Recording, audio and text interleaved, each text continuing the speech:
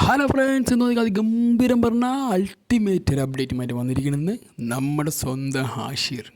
ഈ വാഴ ടൂവിലെ അടിച്ച് തകർത്ത് അഭിനയിച്ച് 100 കോടിയെല്ലാം കടത്തിയ നമ്മുടെ സ്വന്തം താരം അദ്ദേഹം ഇപ്പോൾ ഒരു പുതിയൊരു സിനിമയുടെ ഭാഗമാകുന്നു എന്ന് പറഞ്ഞൊരു ന്യൂസൊക്കെ ഇപ്പോൾ സോഷ്യൽ മീഡിയയിൽ കറങ്ങിക്കൊണ്ടിരിക്കുന്നുണ്ട്.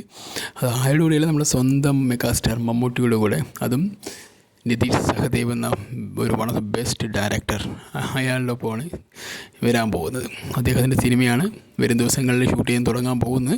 അപ്പോൾ അതിലേക്ക് കാസ്റ്റിങ്ങിനായിട്ട് നമ്മുടെ സ്വന്തം ഹാഷിറിനെ ചൂസ് ചെയ്തു എന്ന് പറഞ്ഞിട്ട് ഇപ്പോൾ ന്യൂസൊക്കെ വന്ന് ഇപ്പോൾ സോഷ്യൽ മീഡിയയിലും അവിടെയും ഇവിടെയൊക്കെ ആയിട്ട് ഇങ്ങനെ കറങ്ങി നടക്കുന്നത്.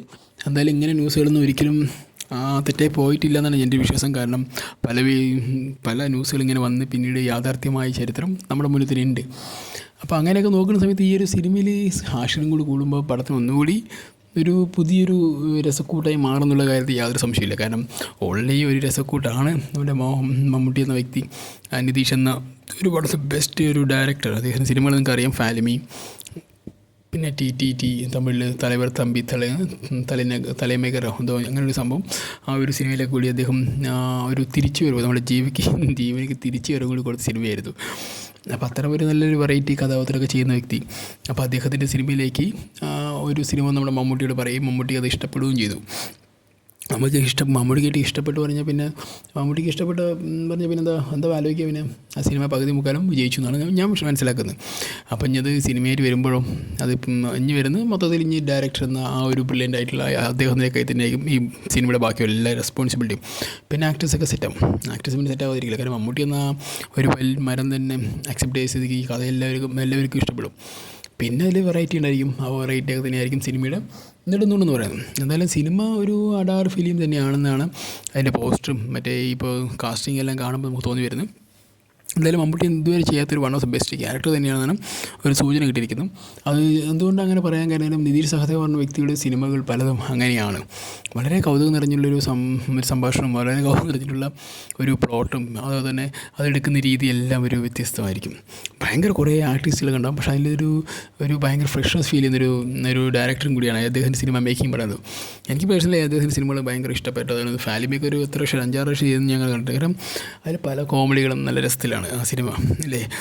അതിലിപ്പോൾ മറ്റേ ജഗദീഷ് ആണെങ്കിലും മഞ്ജു ആണെങ്കിലും ഇവരാണെങ്കിലും സന്ദീപ് ആണെങ്കിലും എല്ലാവരും നല്ല അടിപൊളിയാകും. പിന്നെ അപ്പൂപ്പനായി വരുന്ന ആളാണെങ്കിലും ഭയങ്കര രസമായിട്ടാണ് അഭിനയിച്ചിരിക്കുന്നത്. രസം പറഞ്ഞാൽ ഭയങ്കര രസമായിട്ട് അഭിനയിച്ചിരിക്കുന്നത്. കാരണം പക്ഷേ ഈ അപ്പൂപ്പനെ ഞാൻ ഈ ഇടയ്ക്ക് ട്രിവാൻഡ്രത്ത് വെച്ച് കണ്ടായിരുന്നു, റെയിൽവേ സ്റ്റേഷനിൽ വെച്ചിട്ട്. അദ്ദേഹത്തിൻ്റെ വൈഫും കൂടിയിട്ട് എവിടെയോ യാത്ര ചെയ്യാനായിട്ട് നിന്ന് പോകുന്നു, റെയിൽവേ സ്റ്റേഷൻ നിൽക്കുന്നത് കണ്ടിട്ടുണ്ട്. അത് വലിയൊരു ഒരു അത്ഭുതം എനിക്ക് തോന്നി. കാരണം നമ്മളിങ്ങനെ ആദ്യമായിട്ടേക്കായിരിക്കും ഒരു ആക്ടറൊക്കെ അൺഎക്സ്പെക്റ്റഡ് ആയിട്ട് കാണുകയും അദ്ദേഹം വളരെ സാധാരണക്കാരനായിട്ട് ഒരു താരചാടിയില്ലാതെ അദ്ദേഹം ഇങ്ങനെ പോകുന്നു. അത് പറഞ്ഞപ്പോൾ എനിക്ക് ഭയങ്കര അത്ഭുതമായി തോന്നി. സാധാരണ ഇന്നൊരു കാലത്ത് ഒരു ചെറിയൊരു വേഷം കെട്ടി തന്നെ ആളുകൾ കണ്ണാടിയും വെച്ച് നടക്കുന്ന വലിയ ഷോ കാണിക്കുന്ന ടീമുകളൊന്നും ഈ ലോകത്തുള്ളിടത്ത് അദ്ദേഹം വളരെ നിസ്സാരനായിട്ട് പോകുന്നു. വളരെ നിസ്സാരനായിട്ട് അദ്ദേഹത്തിൻ്റെ കാര്യങ്ങൾ ചെയ്യുന്നു. That's very good. ഞാൻ അദ്ദേഹത്തോട് ചോദിച്ചു, അങ്ങനെ ആണോ ചോദിച്ചു. അദ്ദേഹം യെസ് എന്ന് പറഞ്ഞു. അപ്പം എന്തായാലും അങ്ങനെ ഈ ഒരു സിനിമ എന്തായാലും ഒരു ഇടിപെട്ട സാധനമാണ് അതിൽ യാതൊരു സംശയം എനിക്കില്ല. കാരണം ഒന്നാമത് ഈ പറയുന്ന ഡയറക്ടർ തന്നെ ഒരു പ്രോമിസ്, പിന്നെ അതിന് മമ്മൂട്ടി എന്ന ഒരു മെഗാ സ്റ്റാറിൻ്റെ ഒരു പ്രോമിസും കൂടി സിനിമയ്ക്ക് കൂടുന്നുണ്ട്.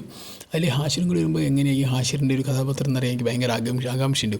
കാരണം ഹാഷിറൊക്കെ വരുമ്പോൾ ഒരു അടിപൊളിയായിരിക്കും. കാരണം ഹാഷിർ നല്ലൊരു ആക്ടറാണ് അദ്ദേഹം പ്രൂവ് ചെയ്തിട്ടുണ്ട്. വാഴ എന്ന സിനിമയിൽ കോമഡി മാത്രമല്ല, അദ്ദേഹം ഒരു കണ്ണിറഞ്ഞ് വർത്തമാനം പറയാനും ആളുകളെ കരയിപ്പിക്കാനും പറ്റുന്നൊരു ആക്ടറാണെന്ന് അദ്ദേഹം പ്രൂവ് ചെയ്തിട്ടുണ്ട്. കാരണം അദ്ദേഹം കരയുമ്പോൾ കുറച്ച് നമുക്ക് സങ്കടമൊക്കെ വരുന്ന ആ ഒരു ഇമോഷണലി നമ്മളെ കണക്റ്റാക്കി, പിന്നെ അവിടുന്ന് ചിരിപ്പിക്കുമ്പോൾ നമ്മളെല്ലാം ചിരിക്കുന്നുണ്ട്. അദ്ദേഹം ആക്രോഷിക്കുമ്പോൾ നമുക്ക് ആക്രോഷിക്കുന്നത് അങ്ങനെയൊക്കെ തോന്നുന്നുണ്ട്. അപ്പോൾ അതൊരു നല്ലൊരു ആക്ടറിൻ്റെ ലക്ഷണമായിട്ട് എനിക്ക് തോന്നി. എന്തായാലും സിനിമ പൊളിച്ചെടുക്കട്ടെ. എന്തായാലും ഇതുമായി ബന്ധപ്പെട്ട് ഇനിയും പുതിയ അപ്ഡേറ്റൊക്കെ വരും. അപ്പോൾ ഓരോന്നായിട്ട് ഞാൻ നിങ്ങളെ അറിയിക്കുന്നതായിരിക്കും. എത്ര പെട്ടെന്ന് കിട്ടും അത്രയും പെട്ടെന്ന് നിങ്ങളെ ഞാൻ അറിയിക്കുന്നതായിരിക്കും. ഓക്കെ ഗൈസ്, എല്ലാവരും ടേക്ക് കെയർ. നല്ലപോലെ ഇരുന്ന് ഹെൽത്തി ആയിരിക്കുക. Okay bye, see U.